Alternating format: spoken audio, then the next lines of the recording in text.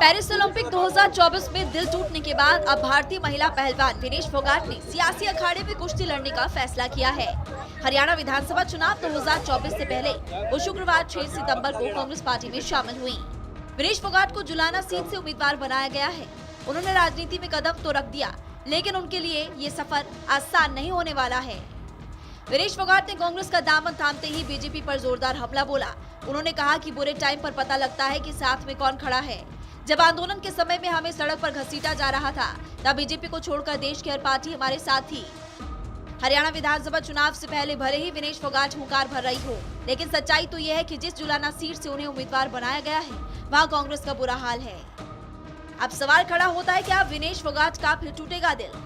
विनेश फोगाट को हरियाणा विधानसभा चुनाव के लिए उनके ससुराल से तो सीट मिल गई है, लेकिन सच तो ये है कि पिछले 19 सालों से उनके ससुराल वाले कांग्रेस को नकार रहे हैं। जी हां, जुलाना सीट से कांग्रेस पिछले 19 सालों में जीती नहीं है।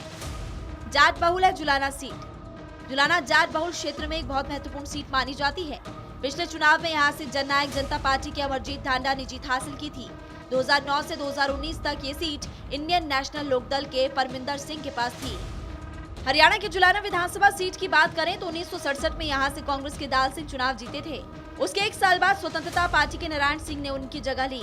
उसके बाद 1970 में बाई इलेक्शन हुआ और दाल सिंह दोबारा से जुलाना के विधायक चुने गए। 1972 में कांग्रेस के ही फतेह सिंह ने जुलाना सीट से जीत हासिल की। 1977 में बड़ा बदलाव हुआ और जनता पार्टी के जिले सिंह ने कांग्रेस को झटका देते हुए जीत दर्ज की। 1982 और 87 विधानसभा चुनाव में लोकदल के कुलबीर सिंह को जुलाना की जनता ने अपना विधायक चुना। 1991 में जनता पार्टी ने फिर वापसी की और इस बार सूरजभान ने बाजी मारी थी। 1996 में हरियाणा विकास पार्टी के सत्यनारायण लाठर को जुलाना सीट से जीत मिली और 2005 में कांग्रेस एक बार फिर से यहाँ जीतने में कामयाब भी रही। लेकिन उसके बाद देश की सबसे पुरानी पार्टी जुलाना से झूलती हुई नजर आई। पिछले चुनाव में कांग्रेस को यहाँ 10% से भी कम वोट मिले थे। ये आंकड़े विनेश फोगाट को टेंशन में डाल सकते हैं। हालांकि पेरिस ओलंपिक में शानदार प्रदर्शन और फिर मेडल जीतने का सपना टूटने के बाद से वो जनता के बीच काफी पॉपुलर हुई है। हरियाणा विधानसभा चुनाव 2024 में इमोशनल कार्ड उनके काम आ सकता है। देखना दिलचस्प होगा कि विनेश फोगाट जुलाना से कांग्रेस की झूलती किस्मत को बदल पाएंगी या फिर नहीं। Bureau report, Republic Bharat.